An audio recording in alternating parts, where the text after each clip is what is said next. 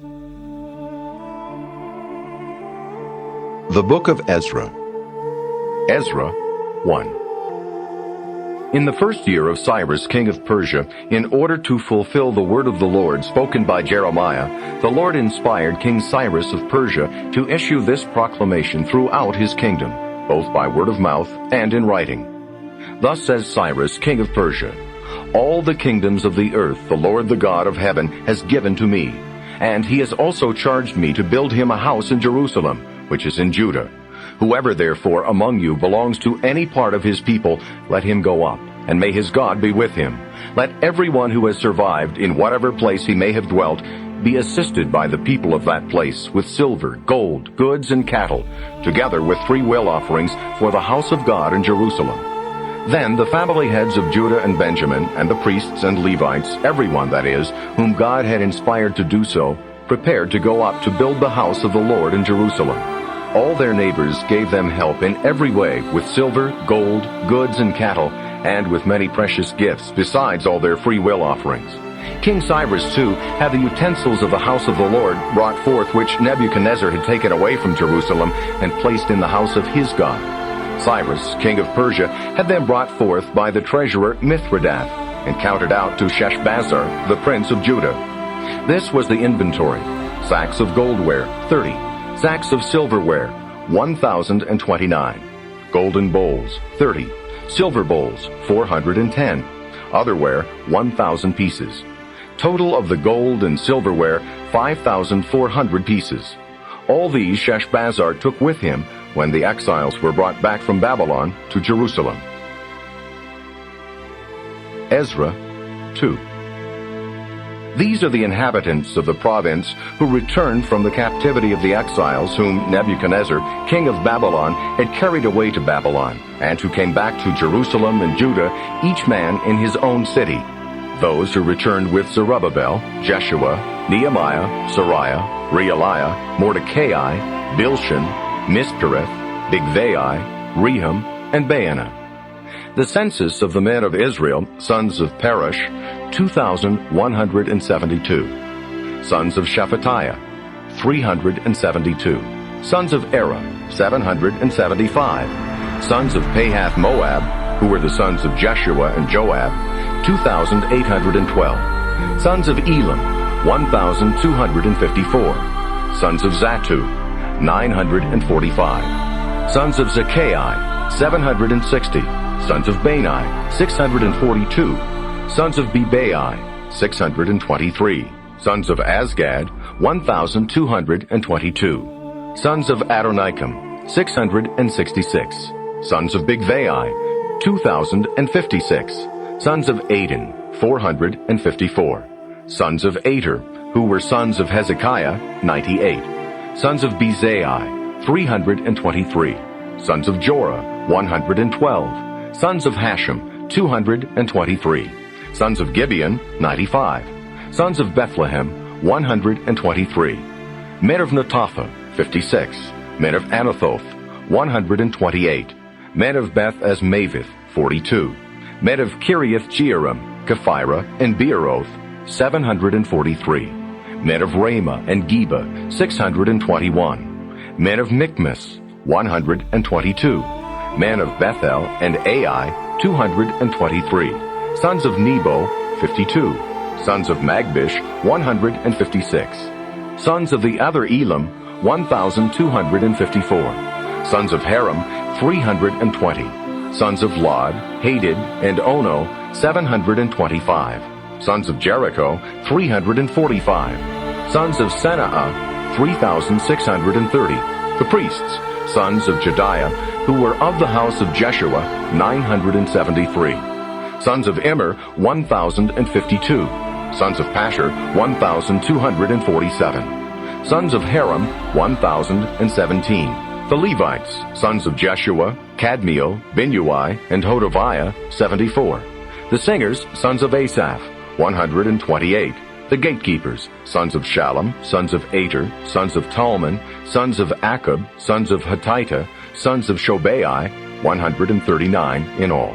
The temple slaves, sons of Ziha, sons of Hasupha, sons of Tabaoth, sons of Keros, sons of Siaha, sons of Padon, sons of Labana, sons of Hagabah, sons of Akab, sons of Hagab, sons of Shamlai, sons of Hanan, sons of Gittel, sons of Gahar, sons of Reiah, sons of Rezin, sons of Nekoda, sons of Gazam, sons of Uzzah, sons of Basia, sons of Besai, sons of Asna, sons of the Meunites, sons of the Nephusites, sons of Bakbuk, sons of Akupha, sons of Harhur, sons of Bazleth, sons of Mahida, sons of Harsha, sons of Barkos, sons of Sisera, sons of Tema, sons of Neziah, sons of Hatipha, descendants of the slaves of Solomon, sons of Sotai, sons of Hassaphareth, sons of Peruda, sons of Jaala, sons of Darkon, sons of Gittel,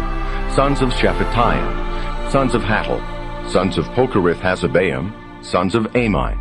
The total of the temple slaves and the descendants of the slaves of Solomon was 392. The following who returned from Tel Melah, Tel Harsha, Kerub, Adon, and Immer were unable to prove that their ancestral houses and their descent were Israelite. Sons of Deliah, sons of Tobiah, sons of Nekoda, 652.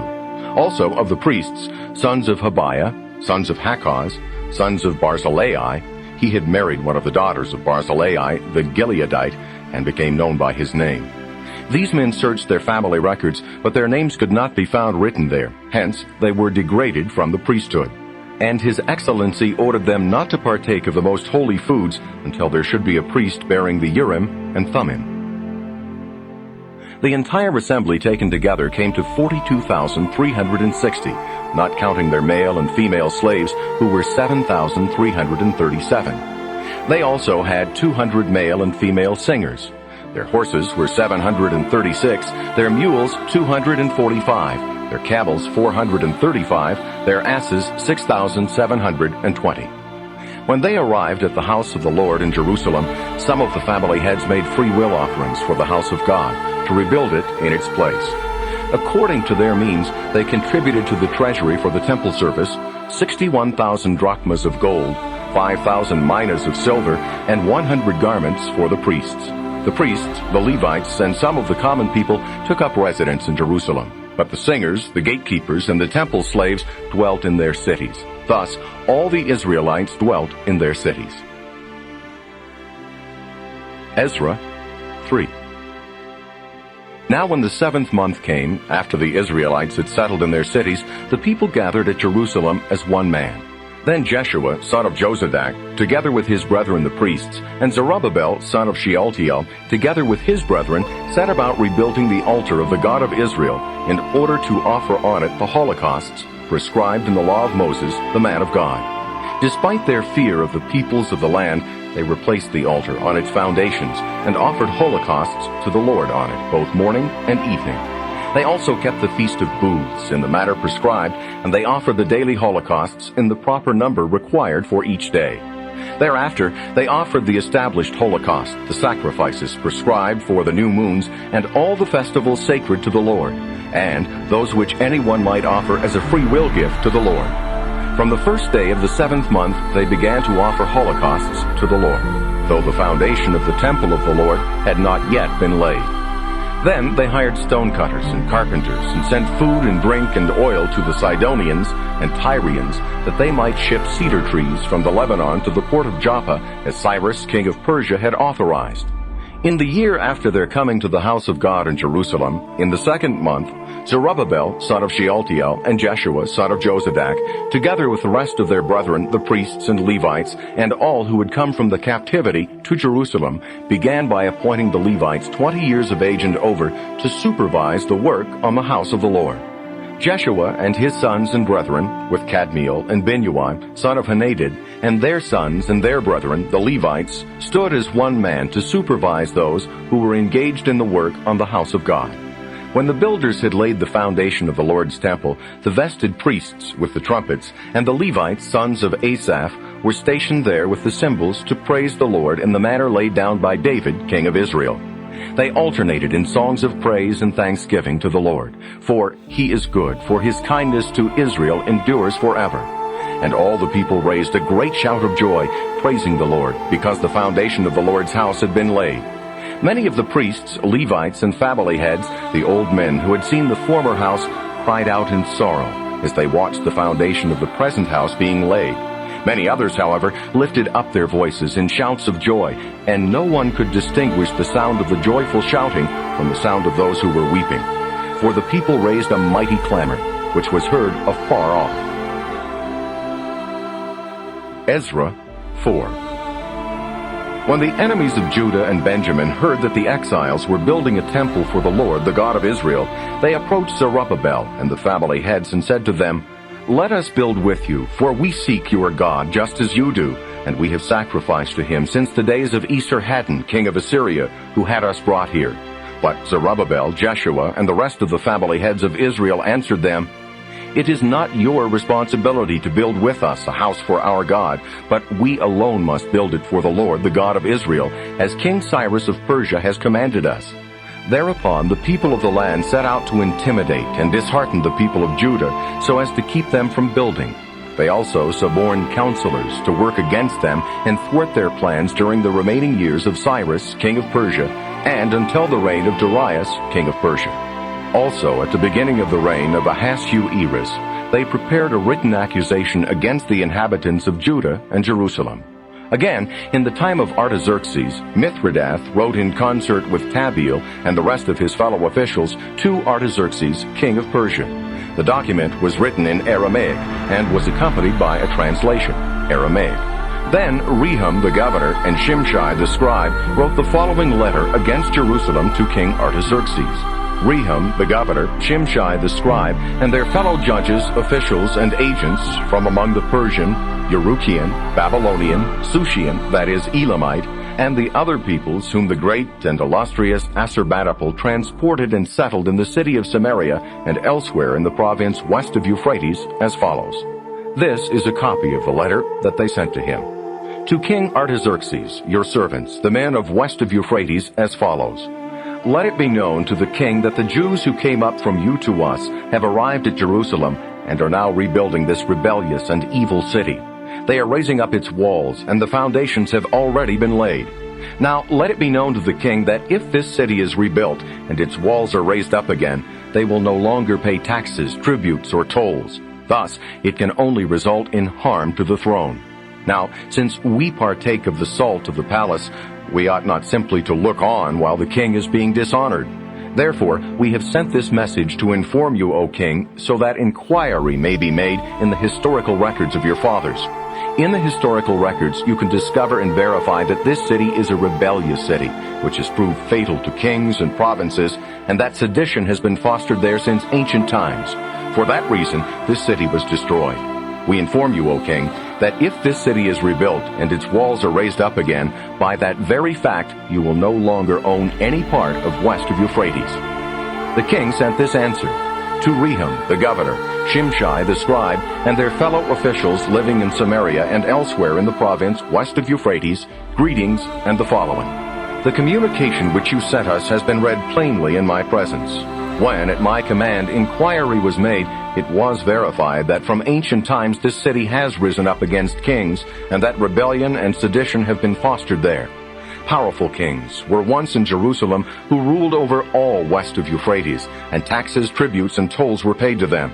Give orders, therefore, that will stop the work of these men. This city may not be rebuilt until a further decree has been issued by me. Take care that you do not neglect this matter, lest the evil grow to the detriment of the throne. As soon as a copy of King Artaxerxes' letter had been read before Rehum the governor, Shimshai the scribe, and their fellow officials, they went in all haste to the Jews in Jerusalem and stopped their work by force of arms. Thus it was that the work on the house of God in Jerusalem was halted.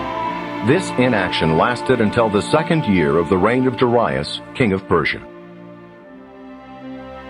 Ezra 5. Then the prophets Haggai and Zechariah, son of Iddo, began to prophesy to the Jews in Judah and Jerusalem in the name of the God of Israel.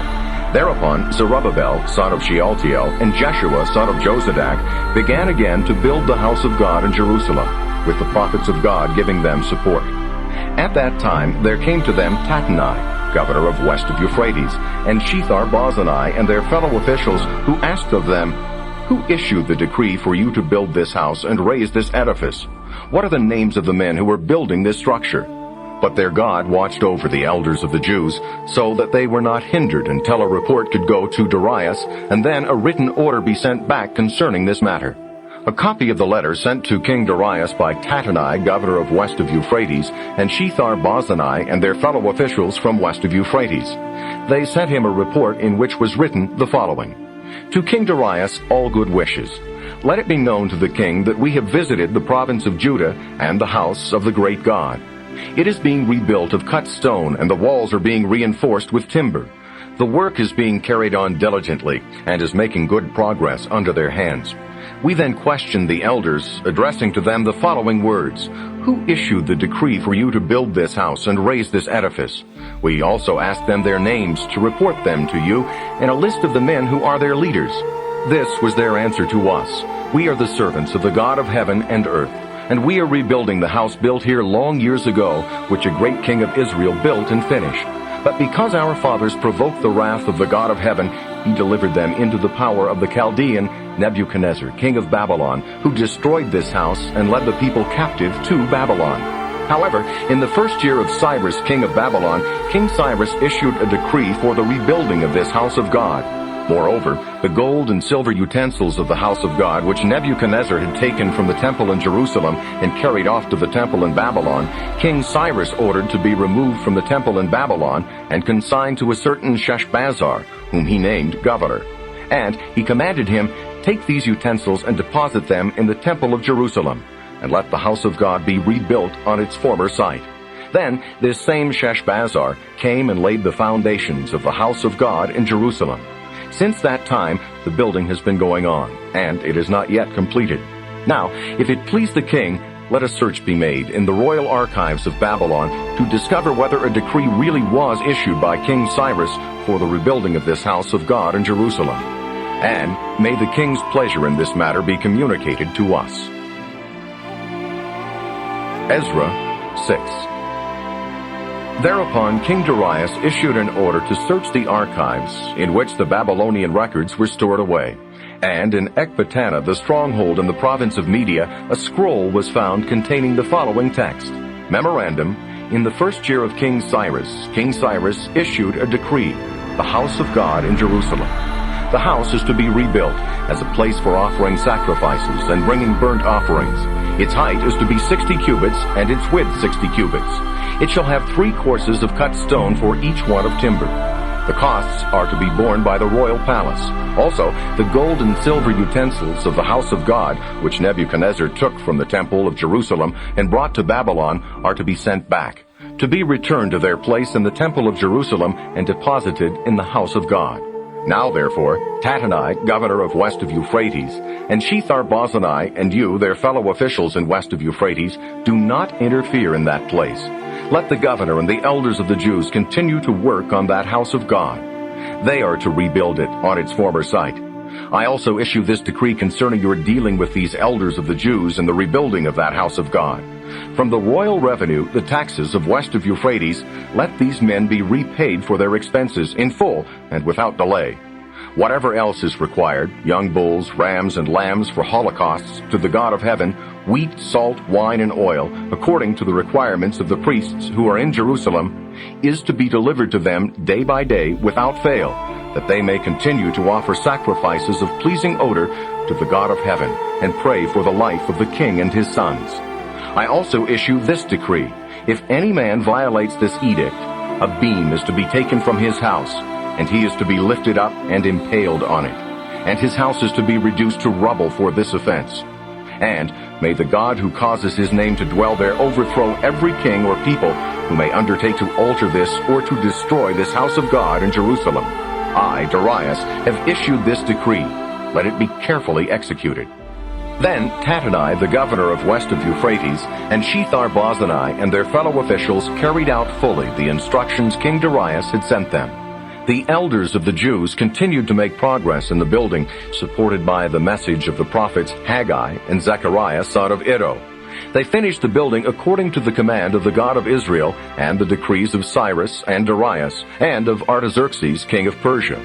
They completed this house on the 3rd day of the month Adar, in the 6th year of the reign of King Darius. The Israelites, priests, Levites, and the other returned exiles celebrated the dedication of this house of God with joy.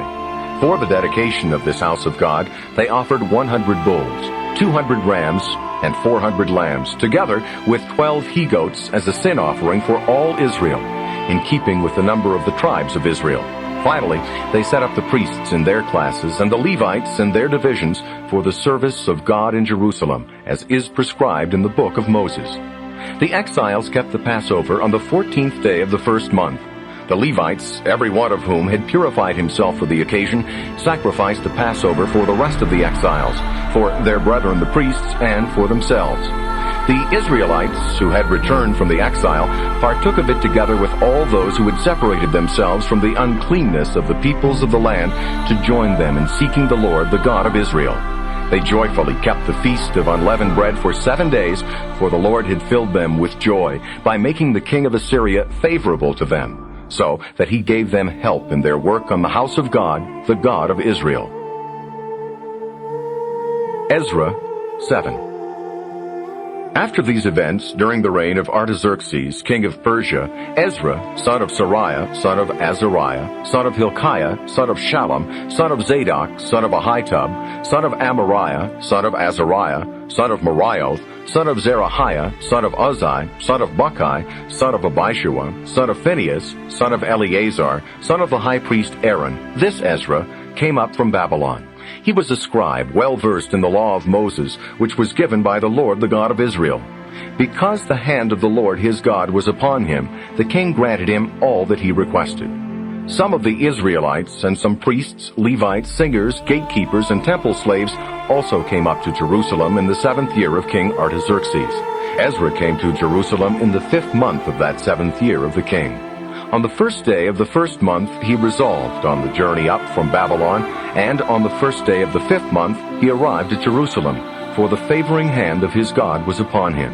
Ezra had set his heart on the study and practice of the law of the Lord, and on teaching statutes and ordinances in Israel. This is a copy of the rescript which King Artaxerxes gave to Ezra, the priest scribe, the scribe of the text of the Lord's commandments and statutes for Israel. Artaxerxes, king of kings, to Ezra the priest, scribe of the law of God of heaven. Then, after greetings, I have issued this decree, that anyone in my kingdom belonging to the people of Israel, its priests or Levites, who is minded to go up to Jerusalem with you, may do so. You are the envoy from the king and his 7 counselors to supervise Judah and Jerusalem in respect of the law of your God, which is in your possession, and to bring with you the silver and gold which the king and his counselors have freely contributed to the God of Israel, whose dwelling is in Jerusalem, as well as all the silver and gold which you may receive throughout the province of Babylon, together with the free will offerings which the people and priests freely contribute for the house of their God in Jerusalem. You must take care, therefore, to use this money to buy bulls, rams, lambs, and the cereal offerings and libations proper to these, and to offer them on the altar of the house of your God in Jerusalem. You and your brethren may do whatever seems best to you with the remainder of the silver and gold, conformably to the will of your God. The utensils consigned to you for the service of the house of your God, you are to deposit before the God of Jerusalem. Whatever else you may be required to supply for the needs of the house of your God, you may draw from the royal treasury. I, Artaxerxes the king, issue this decree to all the treasurers of west of Euphrates. Whatever Ezra the priest, scribe of the law of God of heaven, requests of you, dispense to him accurately, within these limits: silver, 100 talents, wheat, 100 cores, wine, 100 baths, oil, 100 baths, salt without limit. Let everything that is ordered by the God of heaven be carried out exactly for the house of the God of heaven, that wrath may not come upon the realm of the king and his sons. We also inform you that it is not permitted to impose taxes, tributes, or tolls on any priest, Levite, singer, gatekeeper, temple slave, or any other servant of that house of God. As for you, Ezra, in accordance with the wisdom of your God, which is in your possession, appoint magistrates and judges to administer justice to all the people in west of Euphrates, to all, that is, who know the laws of your God. Instruct those who do not know these laws. Whoever does not obey the law of your God and the law of the king, let strict judgment be executed upon him, whether death or corporal punishment, or a fine on his goods, or imprisonment.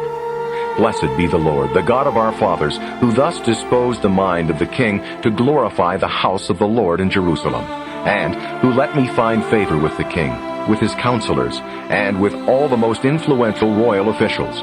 I therefore took courage, and with the hand of the Lord my God upon me, I gathered together Israelite family heads to make the return journey with me. Ezra 8. This is the list of the family heads who returned with me from Babylon during the reign of King Artaxerxes. Of the sons of Phinehas, Gershon. Of the sons of Ithamar, Daniel. Of the sons of David, Hattush, son of Shechaniah. Of the sons of Parosh, Zechariah, and with him 150 males were enrolled. Of the sons of Pahath-Moab, Elihoenai, son of Zerahiah, and with him 200 males. Of the sons of Zattu, Shechaniah, son of Jehaziel, and with him 300 males. Of the sons of Adin, Ebed, son of Jonathan, and with him 50 males.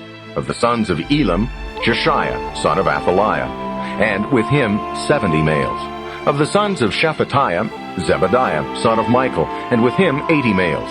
Of the sons of Joab, Obadiah, son of Jehiel, and with him 218 males.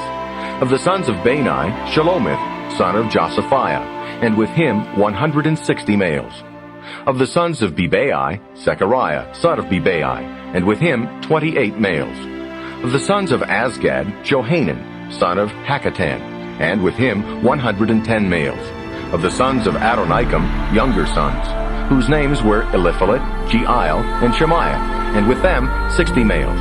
Of the sons of Bigvai, Uthai, son of Zachar, and with him 70 males. I had them assemble by the river that flows toward Ahava, where we made camp for 3 days. There I perceived that both laymen and priests were present, but I could not discover a single Levite. Therefore I sent Eliezer, Ariel, Shemaiah, Jerub, Elnathan, Nathan, Zechariah, and Meshullam, wise leaders, with the command for Iddo, the leader of the place of Casaphiah, instructing them what to say to Iddo and his brethren, and to the temple slaves in Casaphiah, in order to procure for us ministers for the house of our God. They sent to us, for the favoring hand of our God was upon us, a well-instructed man, one of the sons of Malai, son of Levi, son of Israel, namely Sherebiah, with his sons and brethren 18 men. They also sent us Hashabiah, and with him Jeshiah, sons of Merari, and their brethren and their sons 20 men.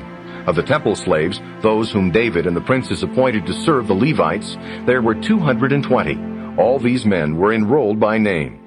Then I proclaimed a fast, there by the river of Ahava, that we might humble ourselves before our God to petition from him a safe journey for ourselves, our children, and all our possessions. For I would have been ashamed to ask the king for troops and horsemen to protect us against enemies along the way, since we had said to the king, the favoring hand of our God is upon all who seek him, but his mighty wrath is against all who forsake him.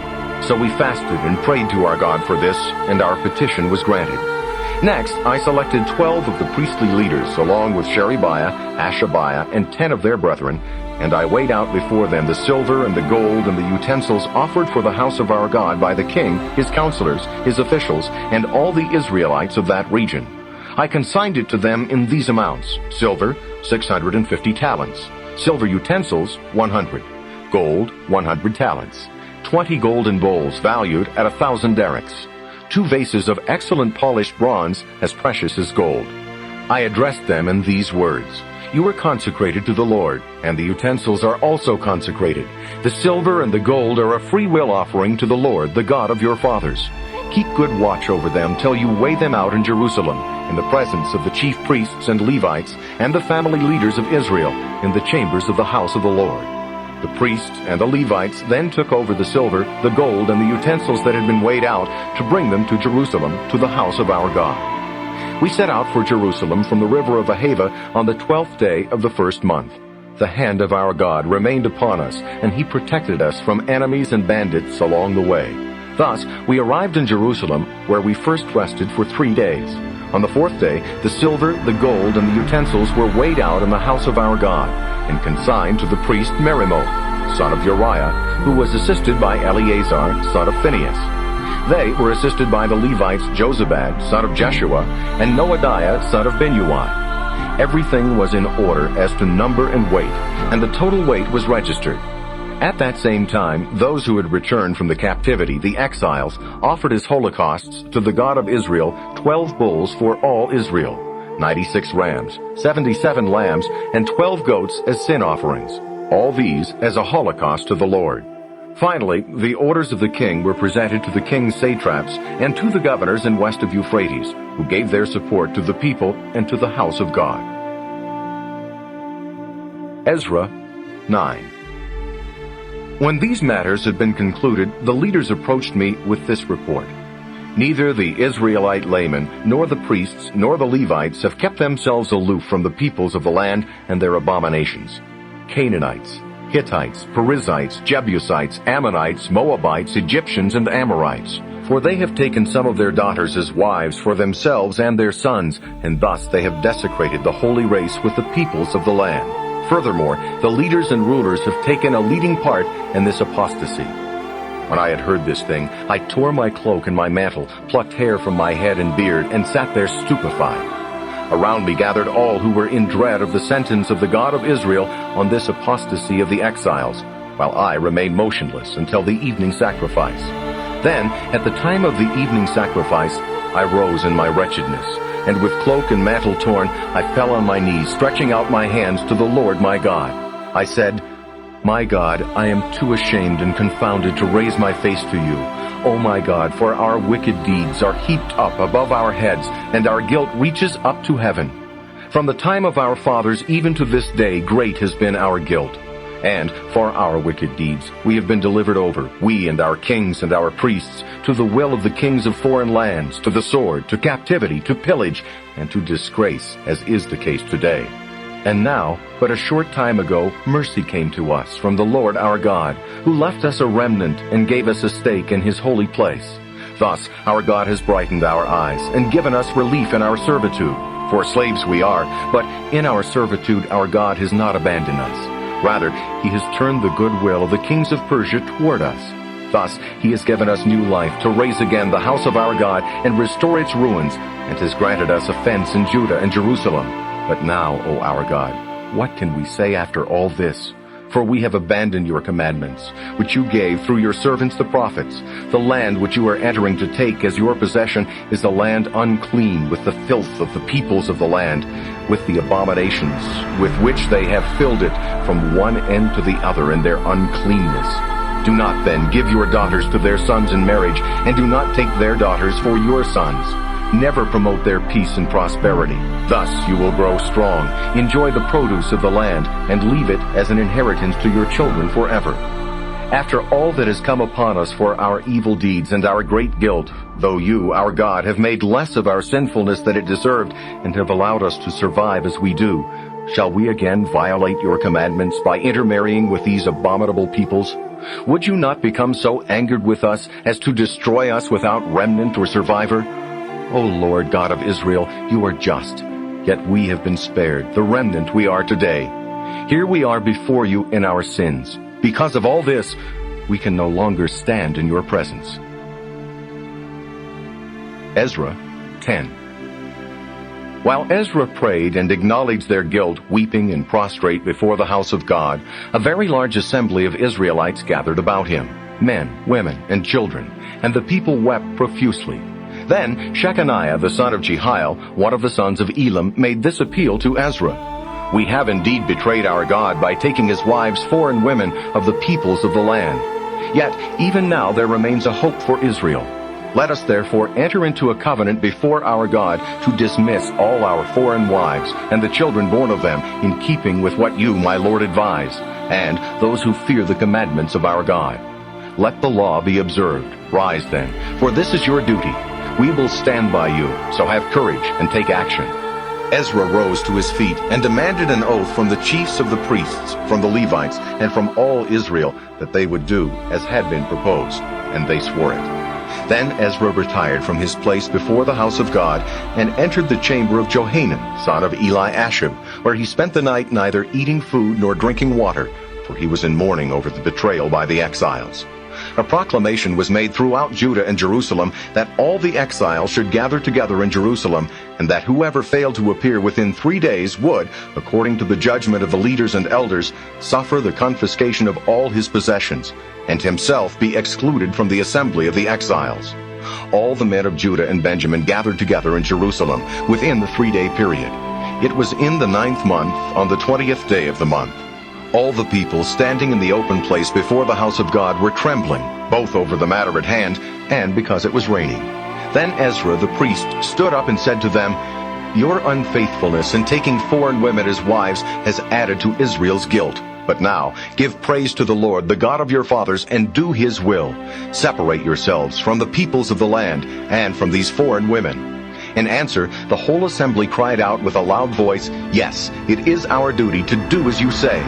But the people are numerous, and it is the rainy season, so that we cannot remain out of doors. Besides, this is not a task that can be performed in a single day or even 2, for those of us who have sinned in this regard are many.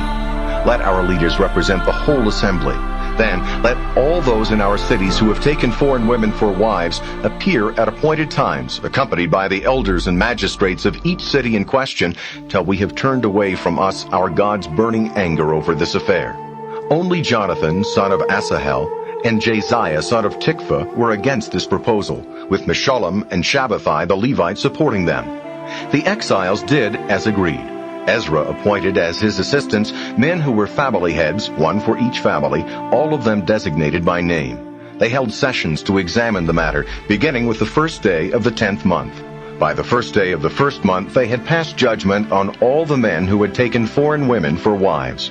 Among the priests, the following were found who have taken foreign women for wives. Of the sons of Jeshua, son of Jozadak, and his brethren, Maaseiah, Eliezer, Jerub, and Gedaliah. They pledged themselves to dismiss their wives, and as a guilt offering for their guilt, they gave a ram from the flock.